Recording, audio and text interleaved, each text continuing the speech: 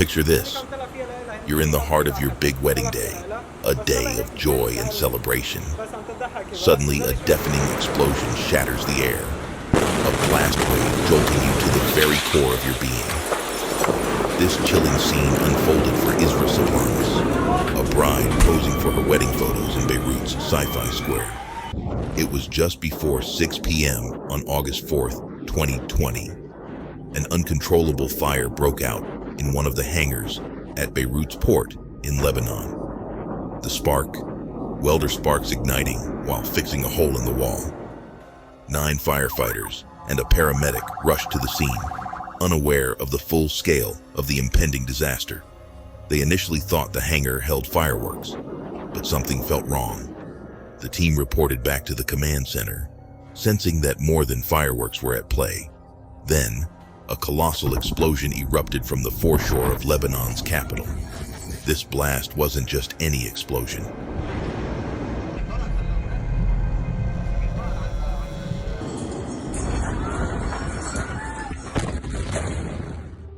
It claimed 218 lives, injured over 7,000, and rendered hundreds of thousands homeless.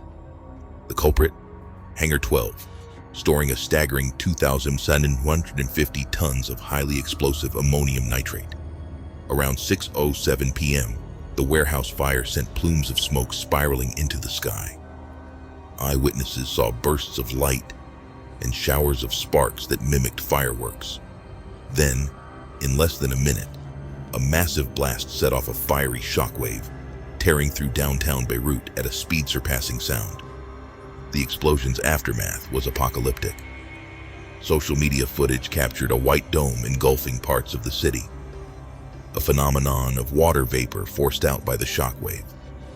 A haunting red-brown haze of smoke and ash followed, a telltale sign of an ammonium nitrate explosion. The shockwave was so fierce that it shattered windows at Beirut Airport, 5 miles away. It echoed as far as Cyprus, 125 miles across the Mediterranean. Seismologists compared its force to a 3.3 magnitude earthquake.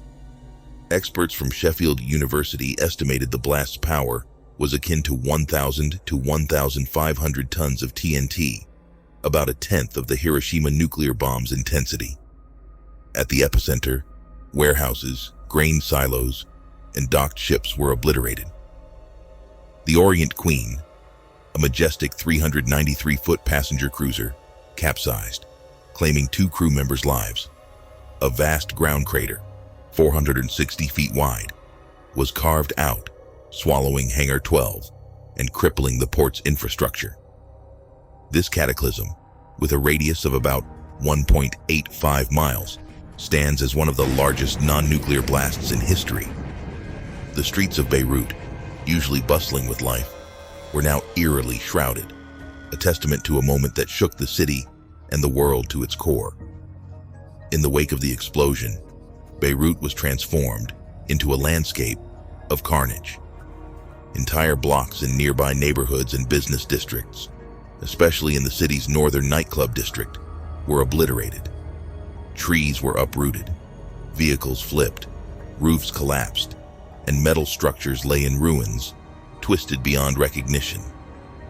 The electricity supply, vital for rescue efforts, was knocked out, plunging the city into darkness and desperation. Military bulldozers had to clear roads for ambulances and firefighters, but even then, the hospitals were overwhelmed. Many, according to the World Health Organization, were destroyed or severely damaged, forcing them to turn away scores of injured due to lack of space. St. George Hospital, less than a mile from the blast site, lay in ruins, but continued treating the wounded on the pavement outside. Other medical centers, equally damaged, resorted to treating people in car parks by the dim light of flashlights. It all began in 2013. A Russian businessman's ship, after more than a month at sea, docked at Beirut port. The vessel, LaRosa, was laden with 2,750 tons of ammonium nitrate. It was supposed to head to Mozambique from Georgia, but technical problems forced it to stop in Beirut. However, the ship would never leave the port.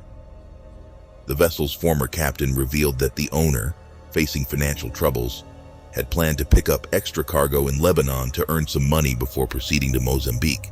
But the crew, concerned about the excessive weight, refused to take it on. This led to the ship being deemed unseaworthy and impounded for unpaid port duties. The owner abandoned the ship, leaving the crew stranded without pay.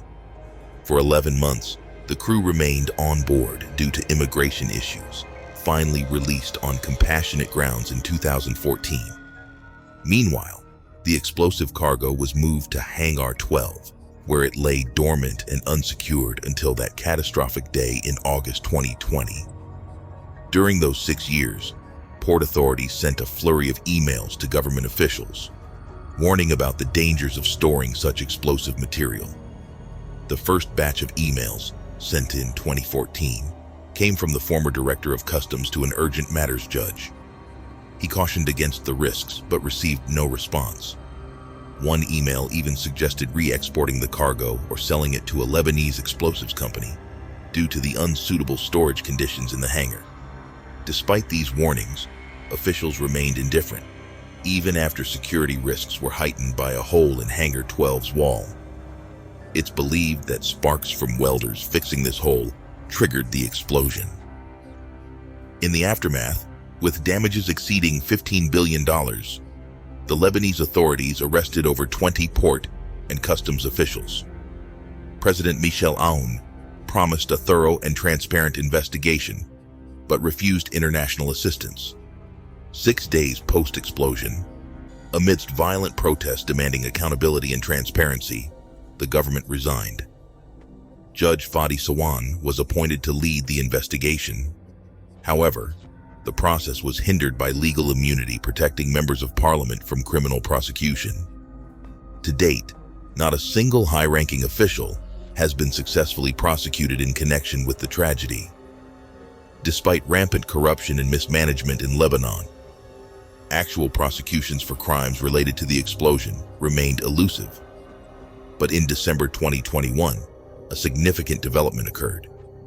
Judge Sawan charged interim Prime Minister Hassan Diab and 3 former ministers with negligence concerning the port explosion. However, the investigation took a nasty turn when 2 politicians he indicted had him removed from the probe, alleging bias. Civil society groups, in response, have been lobbying for the lifting of immunity to allow justice to take its course. Yet with little progress on the local front, a civil case was filed in the United States in July 2022. The Swiss-based organization Accountability Now sought $250 million in damages for the survivors, aiming to unearth new evidence to advance the Lebanese investigation. In a surprising twist in April 2022, Spanish authorities, under Interpol and Lebanese government instruction, arrested 43-year-old Portuguese Jorge Moreira. He was charged with terrorism and causing death through explosives. Moreira, while working for a Mozambique explosives factory, reportedly ordered the ammonium nitrate in 2013. The factory was stunned to learn that their order had been languishing in a Beirut warehouse until the explosion. Moreira, released but confined to Spain pending extradition, could face life imprisonment if found guilty. By January 2023, the Lebanese investigation, stalled for almost 13 months, saw new charges against 8 officials. The judge also ordered the release of 5 individuals detained since shortly after the blast, including port officials, a welder, and a contractor. As for Isra Sablanis, the bride in the viral video, her story took a poignant turn. A doctor by profession, she assisted the injured in her wedding gown immediately following the blast.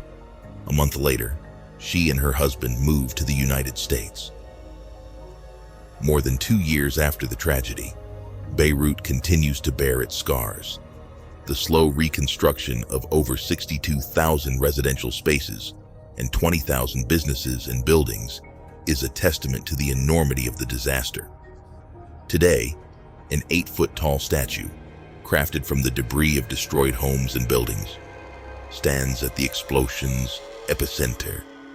This figure of a woman holding a sword commemorates the 218 lives lost. With a broken cloak at her feet frozen at 6:08, the exact moment of the explosion. If you found this narrative gripping, please leave a like and a comment. Your support for this channel is greatly appreciated.